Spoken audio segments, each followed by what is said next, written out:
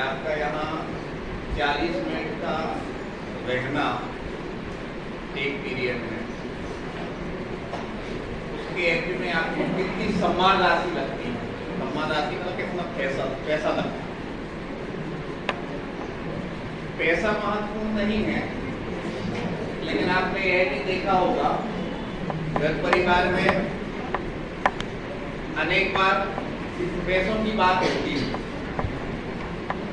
कोई गाड़ी खरीदना पैसा चाहिए, घर की व्यवस्थाएं करना पैसा चाहिए, शुल्क जमा होना पैसा चाहिए, यदि अस्वस्थता है, बीमारी है, वहाँ ऐसा नहीं चलता कि डॉक्टर या मेडिकल स्टोर वाले आपके 10,000 20,000 रुपये उधार कर लें।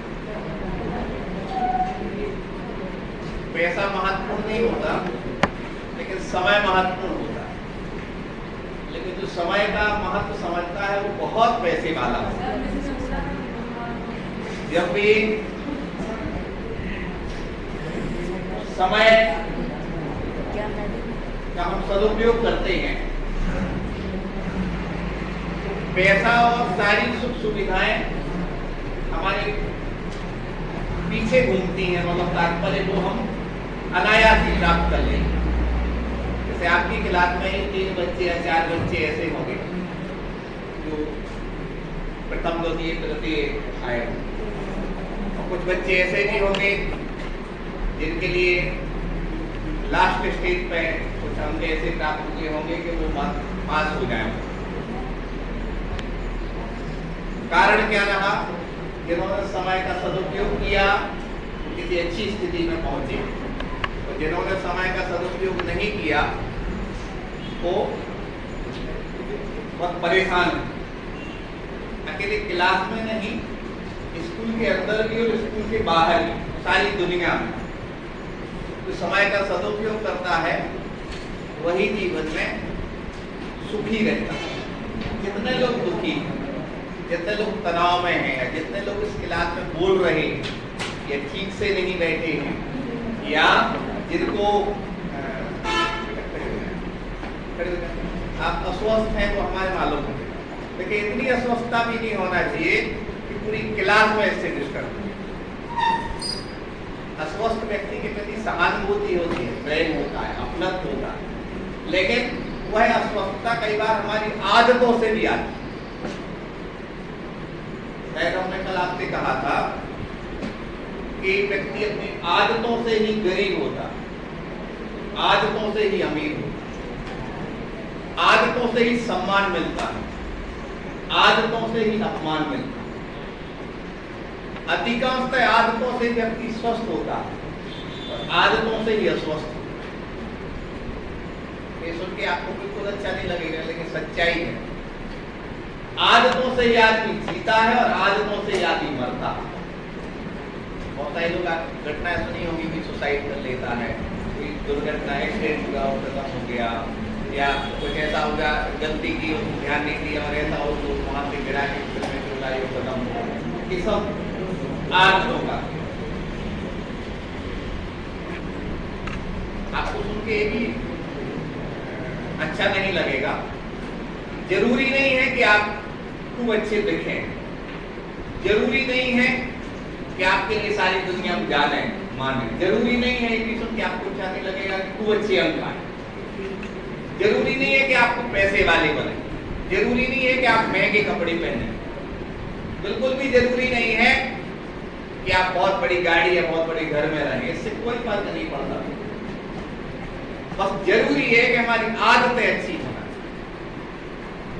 सबसे अच्छी आदत मानी जाती है हम बेटा पवित्र व्यक्तित्व से, ईश्वर से, अच्छे लोगों से जुड़े, ताकि हमारे जीवन में अच्छी आदतें। सबसे पवित्र तो ईश्वर बोलते हैं, जिन्हें राम कहते, महावीर कहते, ईसा कहते, खुदा कहते, कोई भी नाम दे, लेकिन उनसे जब हम हृदय से जुड़ते हैं तब जाकर के हमारे जीवन में समय का सदुपयोग करना। जो हृदय से नहीं जुड़ता है, औपचारिक जुड़ता है, तो आप लोगों ने देखा बहुत सा क्रियाकांड करते, बहुत लंबा कोई तिलक लगाएंगे या कोई बहुत अपने धर्म का बहुत बड़ा चूल्हा उड़ेंगे, मालूम चला कि उससे उनको खुद भी सुख नहीं मिल रहा है और धर्म के नाम पर वो लोगों के लिए क्या लेते हैं, बहकाते हैं। लेकिन सच्चे लोग, अच्छे लोग बहकावे में कभी आते नहीं। क्यों नहीं आते हैं? क्योंकि उन्हें देखने का समय ही नहीं होता, उन्हें सुनने का समय ही नहीं होता। उनके पास जाने, जैसे हजारों लोग की भीड़ है ना, लोग सोचते हैं कि हजारों लोग आ गए तो हमें सुनने आए हैं। बिल्कुल सुनने नहीं आए बेटा, वो मजबूरी में कई बार लोगों को जाना पड़ता है। मजबूरी में कैसे जाना पड़ता है, एक उदाहरण देकर के बात। क्या होता है कि जब कहीं सब लोग जाते हैं ना तो हम सामान्य व्यक्ति भी चला जाता है, चलो देख करके चला। उसके अंदर आदर का भाव नहीं आता है, हृदय का भाव नहीं आता। क्यों नहीं आता? क्योंकि उसे मालूम है कि जो बोलने वाला व्यक्ति है अच्छी बात तो कर रहा है, लेकिन अच्छा है या नहीं ये पता नहीं। लेकिन आपकी माँ अच्छी बात भले ना करे लेकिन अच्छी है, आपके पिताजी अच्छी बात भले ना करे लेकिन वो अच्छी है। अच्छी बातें करना जरूरी नहीं बेटा, अच्छा होना जरूरी। ये बात अभी हमें समझ में नहीं आती। ये सूत्र अपने जीवन में सुखी बनाने का ले लें कौन सा? अच्छी बातें करें ना करें चल जाएगा, लेकिन अच्छा हो। और अच्छा वही होता है जो समय का सदुपयोग। आपके सिलेबस में, आपके पाठ्यक्रम में अच्छा होने के लिए अच्छी बातें जोड़ी जाती। कभी आपने ऐसा नहीं देखोगे सिलेबस में कोई पुअर टाइप का गाना उसका अर्थ निकालने के लिए आए। आप कभी नहीं सुनोगे कि असली या बुरी चीजें आपके सिलेबस में जुड़ जाएं। क्यों? क्योंकि बच्चे भोले और कोमल और निर्मल होते हैं।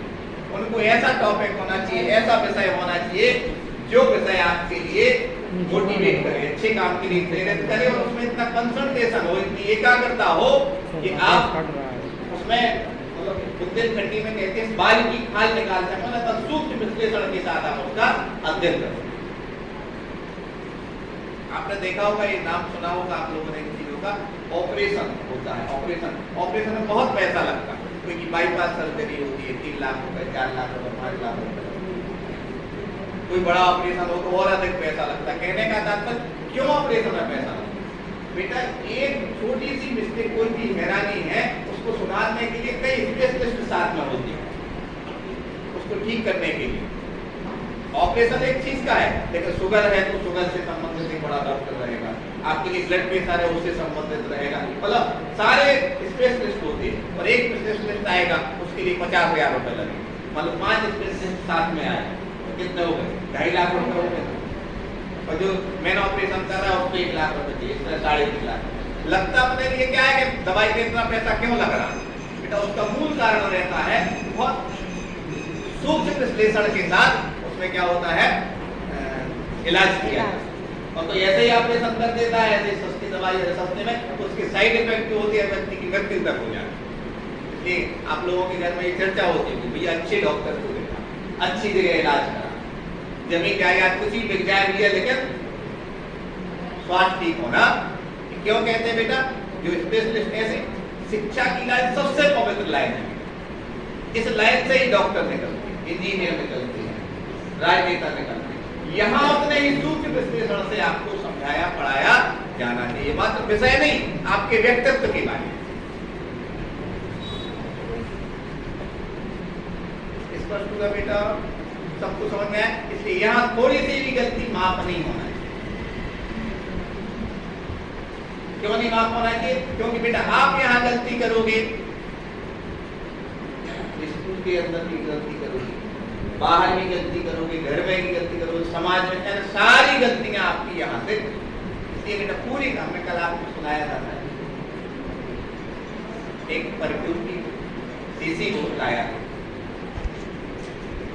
बहुत पुरानी थी, मतलब बहुत थोड़ा सा था, या एक कड़ा लाया था अपनी माँ का था, और उसने टीचर के लिए शिक्षिका के लिए वो दिया और माँ की पुस्तक। अब सही बताए बेटा, आपके माँ को, आपके पिता को बेटा इतनी जिम्मेदारियां के समय नहीं, इसलिए वो क्या करते हैं शुल्क जमा करके हम लोगों पर जिम्मेदारी सौंपते हैं कि आप कभी माँ बनती कभी पिता बनती कभी भाई बनती कभी मित्र बनती कभी अपने बनते हमारे बच्चे को इतना अच्छा बनाए उनकी सारी उम्मीदों पर क्या होने के लिए वो खरा हो। आज से मिलने का हम समय मांगे, आप इतनी बड़ी पर्सनैलिटी कब बनोगे बेटा? जब आप समय का सदुपयोग। ठीक है, हमारी बात पुरानी मानना बेटा, आप हमसे बहुत देर से जुड़े हो, 3-4 साल हो गए। हमारा उद्देश्य क्या है बेटा? आपको अच्छा उद्देश्य को आप दिमाग में रखें। हमारा उद्देश्य अब अगले स्टेप के अंतर्गत क्या है, सूर्य के पद का पहला पद आपको बेटा स्पष्ट करना। क्या होता है बेटा, जब हम समय का दुरुपयोग करते हैं ईश्वर से नहीं जुड़ते, फालतू की चीजों से जुड़े रहते हैं। आजकल आप लोगों ने सुना होगा बहुत सारे लोग क्या कर रहे हैं, बहुत योग्य होने के बाद भी बहुत ज्यादा परेशान है, तनाव में है, उलझनों में है। इतने ज्यादा उलझनों में और तनाव में है कि कई बार लोग आत्महत्या तक कर लेते हैं। अभी कल की ही घटना है, दोपहर में एक बहुत बुद्धिमान बीटेक कर रहा था, कॉन्वेंट में पढ़ा क्लास का अच्छा होता, लेकिन उसमें क्या होगा कुछ परिस्थितियां नहीं होंगी, उसने अपने आप को कितना वीडियो क्यों बना रहा है, इसके पीछे हम अपने बच्चों को वह देके जाए जीना सीखेगा। हजार हैरानियों में जीना सीखेगा, और जीना कब सीखेगा, जब आदमी समय का सदुपयोग करेगा। आप अपने जीवन में 5 मिनट सुबह जागने के बाद और सोने के पहले 5 मिनट का समय जरूर देना चाहिए पवित्र व्यक्तित्व से जुड़ने का, चाहे ईश्वर हो, चाहे माँ हो, चाहे पिता हो, कोई भी, उससे आपको जरूर से जुड़े। उससे क्या होगा, आपकी बैटरी चार्ज होगी। जैसे मोबाइल की बैटरी डिस्चार्ज हो तो मोबाइल काम नहीं करता, बेटा ऐसे ही आप यदि अच्छी चीजों से नहीं जुड़े हैं, आपके अंदर नकारात्मक विचार बहुत आएगी। नकारात्मक विचार जानते आप, बहुत गलत विचार आएंगे। आप हमेशा इस बात का ध्यान रखना बेटा, आप कोई भी विद्यार्थी, एक मिनट साहिब, आप कम से कम 1 अरब रुपए के मालिक हैं। आप यहाँ खड़े 1 अरब रुपए के मालिक, बात नहीं करना प्लीज, कम से कम 1 अरब। अब एक खुद पता नहीं है, और जब इन्हें खुद पता नहीं है, हमें भी, हम जैसे बहुत सारे दुनिया के लोगों को पता ही नहीं है कि 1 अरब रुपए, लेकिन हम आपको इस क्या होता है, लीवर, आप लोगों ने कई बार नाम सुना होगा, अपने शरीर के अंदर एक लीवर होता है, उसको ट्रांसफर यदि वो खराब हो जाता है, उसका ट्रांसफर करते हैं तो कम से कम 70 लाख रुपए लगते हैं। कितने लाख? 70 लाख। किडनी फेल हो जाती है तो उस किडनी के लिए भी 20-25 लाख रुपए लगते हैं, एक किडनी मिल जाएगी। मतलब शरीर के 2 पार्ट 2 करोड़ रुपए के, तो शरीर में कितने पार्ट हैं, उनकी कीमत कितनी होगी, अरबों रुपए। नाम नहीं, अनमोल है ये तो कहते हैं, लेकिन उसके बाद भी अरबों रुपए। तो इस शरीर का होना और इसको हमें व्यवस्थित रखना सबसे बड़ी हमारी पूंजी। समझ में आया? लेकिन ये लोग समझते नहीं। 1000 रुपए, 2000 रुपए, 5000 रुपए, ऐसे पैसे नहीं है तो सोचते हमारे पास कुछ है ही नहीं। हमारे पास गाड़ी नहीं है तो लोग सोचते हमारे पास कुछ है ही नहीं। हमारे पास कुछ अच्छा घर नहीं है तो सोचते कुछ है ही नहीं। यहाँ तक कि बेटा आपको सुन के अच्छा नहीं लगेगा, आपके नंबर भी कम आ रहे हैं तो आप सोच रहे हो कि आप कुछ है ही नहीं। लेकिन 1 अरब अनमोल तो आपका शरीर है, इसका महत्व तो समझो। नंबर तो अपने आप आ जाएंगे, बस आप इसका क्या करोगे, सदुपयोग करोगे। समझ में आया बेटा?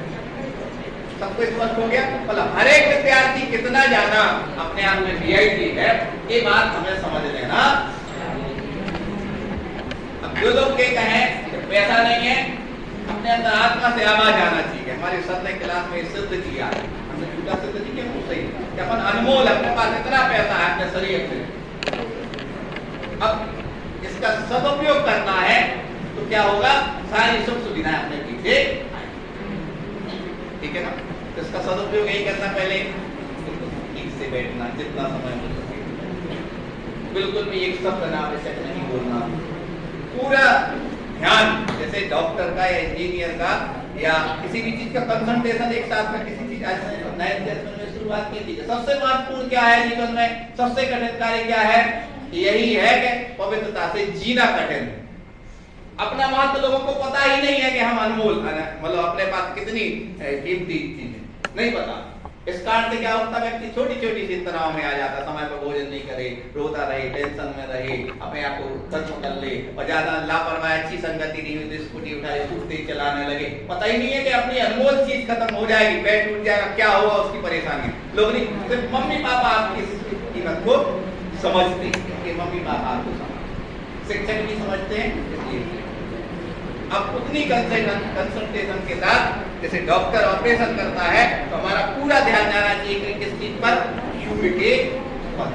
सूर्य के के पद का एक एक शब्द का अर्थ आप पर बनना चाहिए, तभी मान के चलो कि आप अपनी सबसे बहुमूल्य इस शरीर का क्या कर रहे हो, सदुपयोग। देख पहला पद एक बार पुनः है, उसको संक्षेप में स्पष्ट करेंगे। उद्धव, बेटा ये शब्द जो आया है यह उद्धव शब्द से बना। उद्धव बोलचाल की भाषा का शब्द है, लेकिन वास्तव में मूल शब्द क्या है, उद्धव। उद्धव कैसा, आदेश में भाव स्पष्ट हुआ बेटा। अब अनेक बार क्या होता है, इस सही स्वरूप को हमने किस रूप में समझ लिया बेटा, जैसा बोलचाल में आया है उसका हम प्रयोग कर लेते हैं। उद्धव के मित्र कौन के मित्र थे वो बेटा, कृष्ण जी के मित्र।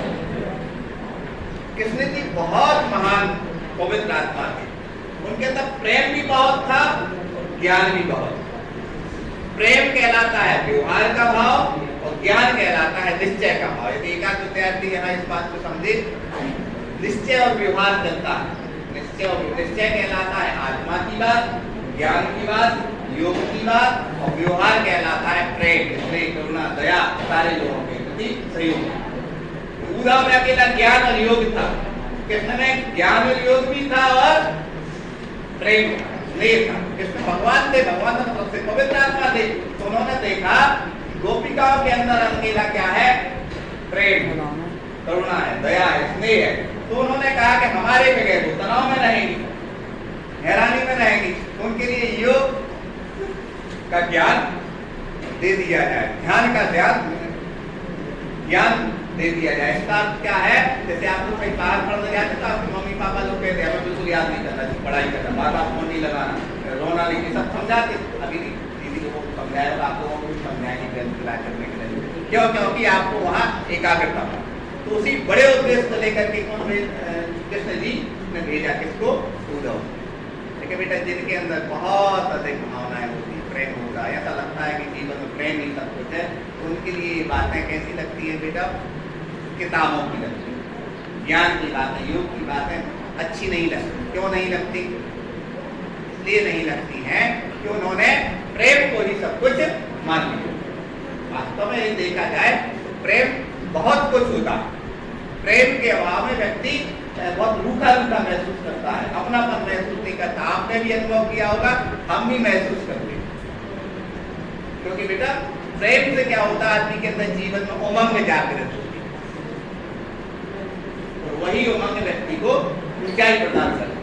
तो गोपिकाओं के अंदर क्या है, बहुत अधिक प्रेम है, तो उन्हें योग की बात, संदेश जो आया है वो अच्छा नहीं लग रहा है। क्यों नहीं लग रहा है, क्योंकि वह सोचती थी कि कृष्ण आएंगे, प्रेम स्नेह से हमसे बोलेंगे, हमारे दुख सुख के बारे में पूछेंगे, लेकिन वो तो आए नहीं।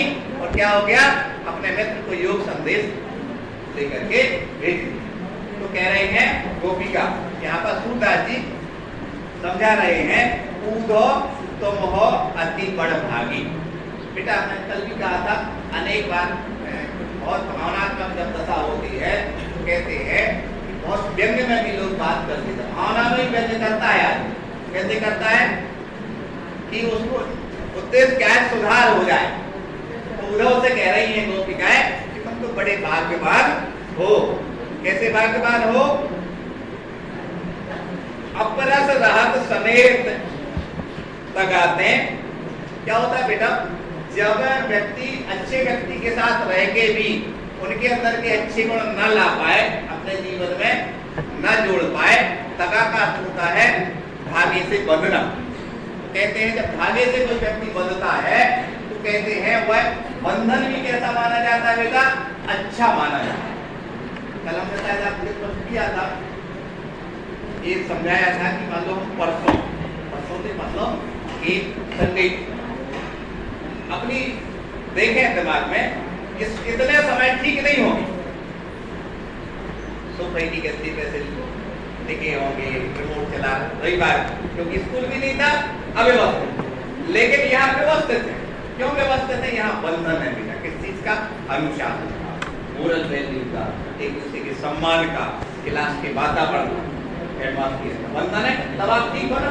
अच्छे क्षेत्र में बंधन क्या कैसा माना जाता है? ऊंचाई प्रदान करना। तो वही ऊंचाई वास्तव में यहाँ पर किसके द्वारा देखी जा रही है? गोपिकाओं के द्वारा महसूस की जा रही है। और वो कह रही है कि अच्छे हो तुम, भाग्यशाली हो। कैसे भाग्यशाली हो? तुम तो प्रेम के बंधन में बंधे ही नहीं हो। कृष्ण जी के साथ रह करके भी तुम कैसे रहे? अपरस मतलब अलग रहे। समझ में आया बेटा? समझ में आ रहा? ऐसा तो नहीं लग रहा है एक बात चल रही कुछ विश्लेषण के साथ समझना, ठीक है ना? आगे लिखा है नाहिन मन अनुरागी। क्या होता है बेटा? मन यदि हमारा किसी चीज से जुड़ा हुआ है, अनुराग का अर्थ होता है जुड़ना, लगाव।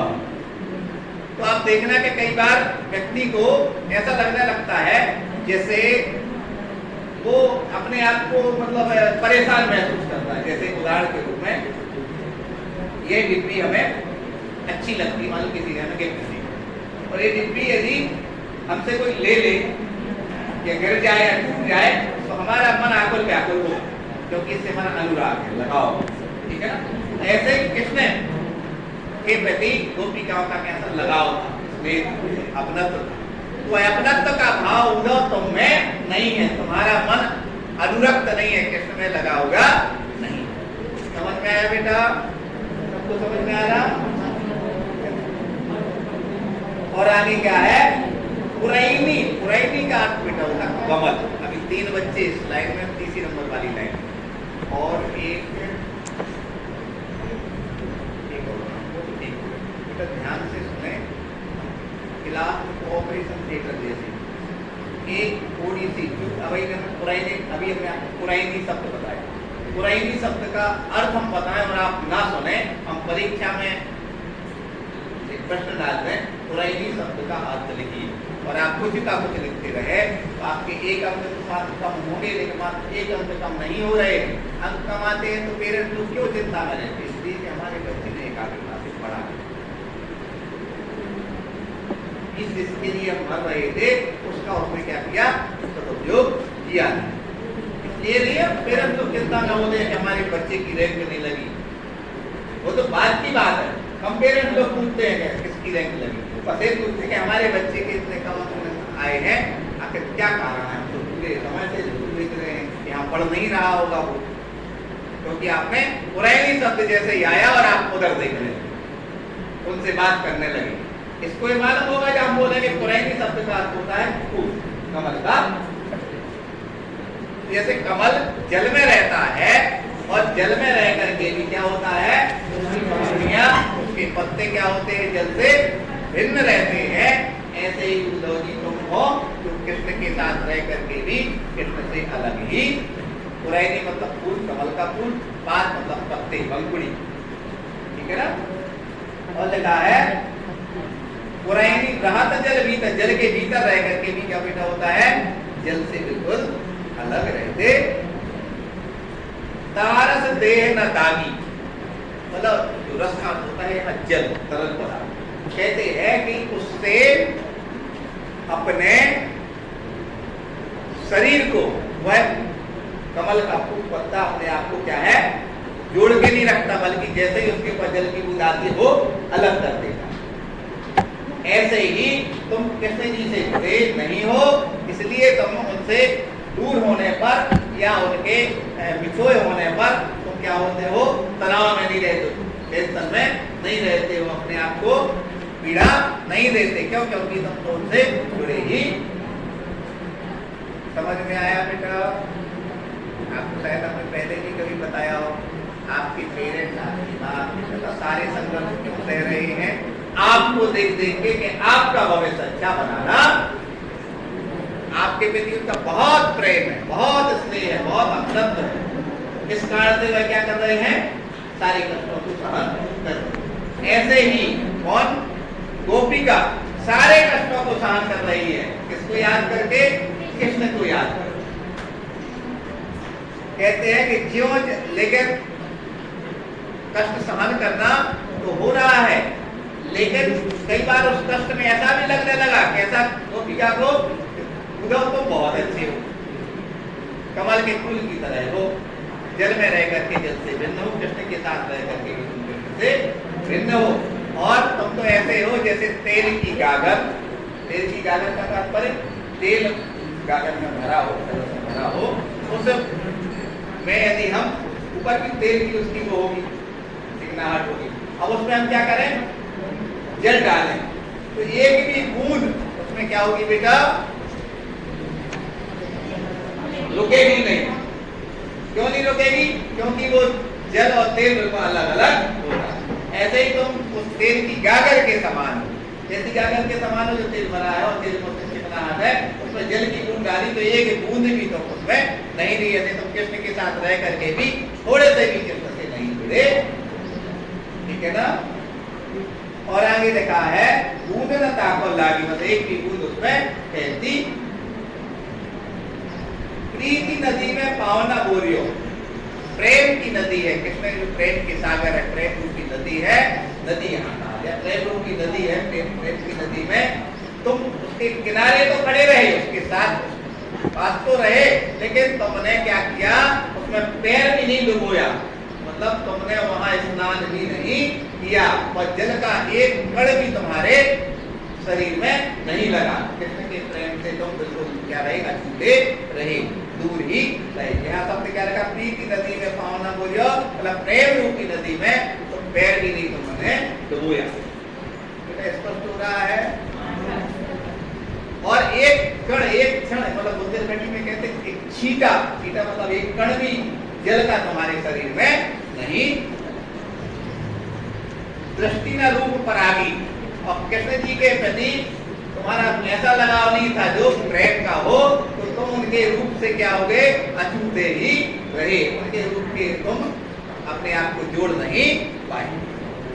परागी ने कहा सूरदास अबला हम बोली, इस दुनिया में कई बार लगता है हमारे बच्चे बहुत ज्यादा बोली, आप लोग वास्तव में बहुत हृदय के साफ हो, बच्चे भोले सरल कोमल होते, और भोले सरल लोगों को यदि कोई व्यक्ति सही रास्ता दिखा दे तो वो सही रास्ते पर चल जाते हैं। गोपिकाएं भी कहती बेटा भोली, सीधी है, सरल है, अच्छी। अबला का अर्थ होता है जिसमें बल ना हो, सही अर्थ तो क्या है, निर्बल, जिसमें ताकत ना हो। लेकिन इसका दूसरा पर्याय बता दिया है, भाव यहाँ है भोले वाले। भोली का अर्थ होता है असहाय भी थी और भोली भी, जैसे कोई में बहुत अधिक ताकत ना हो, भोलापन हो, निर्बलता हो, तो ऐसे लोगों के प्रति सब लोग दया का भाव रखते हैं, अपनापन का भाव रखते हैं। क्यों रखते हैं? इसलिए रखते हैं कि कैसे ही हो इनके लिए हम सुख दे सकें, अच्छी बात। जैसे आपके घर में आपकी मम्मी दादी या जो भी हो सीधे सच्चे हो, सारे लोग उन्हें बहुत चाहते हैं, ये बहुत सीधी साथी हैं, उनके उनसे कुछ नहीं कहो, तो उसको समझेंगे नहीं, आपकी बात नहीं समझती, इसके लिए तो अच्छा क्यों, क्योंकि वो दुनियादारी ज्यादा जानती। ऐसे दुनियादारी कौन, गोपिकाएं नहीं जानती। तो सूरदास जी कहते हैं कि गोपिकाएं कहती हैं उद्धव से कि मैं तो अबला थी, मतलब भोली भाली थी, दुनियादारी नहीं जानती थी, इसलिए कृष्ण के प्रेम से मैं क्या हो गई, जुड़ गई। और तुम विद्वान थे, योग्य थे, बुद्धिमान थे, इसलिए तुम विद्वान होने के कारण, ज्ञानी होने के कारण कृष्ण से नहीं जुड़े। हमें हम भोले वाले थे और कृष्ण से क्या हो गए, जुड़ गए। और मेरी स्थिति तो ऐसी है जैसे गुड़, एक प्रकार का मीठा पदार्थ होता, गुड़ कहलाता। तो गुड़ में आकर के चींटी क्या हो जाती है, जुड़ जाती है, लग जाती है, अपने आप को क्या कर देती है, जोड़ देती है। तो जैसे गुड़ की तरफ चींटी आकर्षित होती है, उसमें जुड़ जाती है, उसमें चिपक जाती है, ऐसे ही कृष्ण रूपी जो गुड़ मतलब कहना कि मिठास वाला व्यक्तित्व है, उससे हम चींटी के समान क्या हो गए हैं, लिप्त हो गए हैं, उससे जुड़ गए। पाली का अर्थ होता है किसी चीज को उसमें पूरा जोड़, ऐसा मैंने कहते शक्कर में ऐसा पाग दो, मतलब शक्कर में मिक्स कर दो, मिठाई या कोई भी ऐसा होता है पाग दो, या गुड़ होता है मूंगफली पाग दो, मतलब पूरा उसमें क्या कर दो, जोड़ दो, मिला दो, मिक्स कर दो। ऐसे ही गुड़ से चीनी क्या हो गई है, मिक्स हो गई, पक गई है, मतलब उससे जुड़ गई है, जैसे कृष्ण से गोपी। स्पष्ट हुआ बेटा, सबको समझ में आया? उस भाषा में, जिस भाषा में आपको परीक्षा में लिखना है वैसा मैं आपको ठीक है। हमारे 3 बच्चे अभी भी एकाग्र, कोई बात नहीं, लेकिन एकाग्रता कब बढ़ती है, जब हम ऐसा सोचते हैं कि हमारा ये समय सबसे महत्व, सबसे वीआईपी हो। आज तो हमने साहिब के माध्यम से उदाहरण भी सुना दिया। थोड़ी सी तकलीफ होती, कितनी दिक्कत होती है बेटा। क्यों दिक्कत होती है? क्योंकि शरीर का वो बहुत महत्वपूर्ण पार्ट है। वो क्या हो गया, हमने ध्यान नहीं दी। कोशिश करना चाहिए निश्चिंता पूर्वक नींद लें बेटा, निश्चिंता पूर्वक भोजन करें। कई बार गुस्सा भोजन करते तो मम्मी कहती नहीं कैसे नहीं, मेरे साथ रोना मत करो, ऐसे साथ करो, फिर खाना खाए। आया समझ में? खाना सोना, कोई भी जीवन में तनाव नहीं लेना। काम बहुत करना और तनाव नहीं लेना। तनाव कब नहीं होता बेटा? जब हम समय का सदुपयोग। हाँ, अब 1 घंटे तुम्हारे सोने का समय कुछ भी हो, किसी से बात नहीं करें। जब सोए तो सोए, जागे तो फिर उसको काम ही करेंगे, दूसरा कोई काम नहीं करेंगे। समझ में आ रहा है नहीं? पढ़ाई करेंगे तो फिर पढ़ाई ही करेंगे। यदि गाड़ी चलाएंगे तो गाड़ी चलाएंगे, फिर बात नहीं करेंगे। गाड़ी से मतलब क्षमा करना, आप लोग तो 10वीं क्लास पढ़ते लगे तो अभी स्कूटी नहीं, अपनी साइकिल की बात कर रहे हैं। ऐसा नहीं कि 2 लोग बात करते जा रहे हैं। आज शायद हमने किसी बच्चे को देखा था, एक हाथ ऐसा पकड़े था और निकल रहा था, तो हमें ऐसा थोड़ा सा लगा कि यार क्यों? क्योंकि आप थोड़ी सी गलती कर रहे हैं, बात करते हुए चल रहे हैं, कभी ना कभी आपका एक्सीडेंट होगा। पर इतनी बुरी बात कह रहे हैं, गुरगाड़ हो रहा है, कहना मजबूरी है बेटा। अभी आपका अच्छा समय चल रहा है, इसलिए एक्सीडेंट नहीं हुआ। जो गलत काम करते हैं ना, तो लोग देखते हैं कि बहुत उन्नति हो रही, पैसा बढ़ रहा है, कुछ सुख सुविधा है, प्रतिष्ठा है, लेकिन नहीं बेटा। जैसे ही उनके गलत कामों का घड़ा भर जाएगा, इकट्ठा निकलता है, जेल के अंदर जाते हैं, कितने तनाव आते हैं। ऐसे दुनिया में, ऐसे ही आप लोगों के लिए, हमारे लिए, हमें भी यहाँ आकर के पढ़ाए नहीं, इधर उधर की गप्पें देकर के चले जाए या कुर्सी पे बैठे रहे या घर, तो उसका हमें घड़ा भरेगा। हमारा घड़ा क्या भरेगा? सबसे पहले तो हमारी कोई इज्जत नहीं करेगा, और जो पैसा आएगा वो हमें अस्पताल में देना पड़ेगा। जैसी कमाई होती है वैसा जाना होता है। आ रहा समझ में कि नहीं आ रहा? हमें नहीं कह रहे हम ईमानदार है, लेकिन ईमानदार बनने की व्यक्ति को कोशिश करना, और कोशिश कभी ना कभी तो बेटा सफलता। जितने भी सुखी लोग हैं दुनिया में, जितने भी सफल हैं, जितने भी संपन्न हैं, संपन्न मतलब पैसे वाले, अधिकांश लोग ईमानदारों में तब पैसे वाले। पैसे वाले का अर्थ बेटा नहीं 1 करोड़ रुपए वाले, पैसे वाले का अर्थ है कि 1 रुपए भी है तो वो भी पैसे वाला, ईमानदारी का। और बेईमानी के 1 करोड़ रुपए भी है तो वो सब गलत रास्ते पे ले जाने वाले। क्यों? क्योंकि उससे बहुत कुछ। कृष्ण जी कितने महान थे, कितनी अच्छी उनकी जीवन शैली थी, गोपिकाएं महसूस करती। तो अपने पूरे कष्ट को और किसी को दूसरों को नहीं बताना चाहती। किसको बताना चाहती हैं? कृष्ण को ही बताना चाहती, वो इंतजार कर रही। लेकिन कृष्ण जी जब नहीं आए तब तो वो सोचती हैं अब क्या करें। तो वो क्या कहती हैं? मन की बात मन में ही रह गई। मन की बात मन में ही कैसे रह गई? इसका एक उदाहरण आता है। उस पंक्ति को अपन पूरा एक बार देखेंगे। दूसरे पद की पंक्ति क्या है? इसमें लिखा है कि मन की मन ही माज रही। जब कृष्ण जी नहीं आए, हृदय की बात किससे कहता है व्यक्ति? अपने व्यक्ति से कहता है, दूसरे व्यक्ति से नहीं कहता। हमें इतनी खुशी होती है कोई बच्चा यदि अलग से या प्रत्यक्ष में अप्रत्यक्ष रूप से सर हमें बहुत टेंशन है, इसका हल कैसे दें? उसने अपना समझा तब तो कहा, वरना अपने को लोग अपना समझते ही नहीं।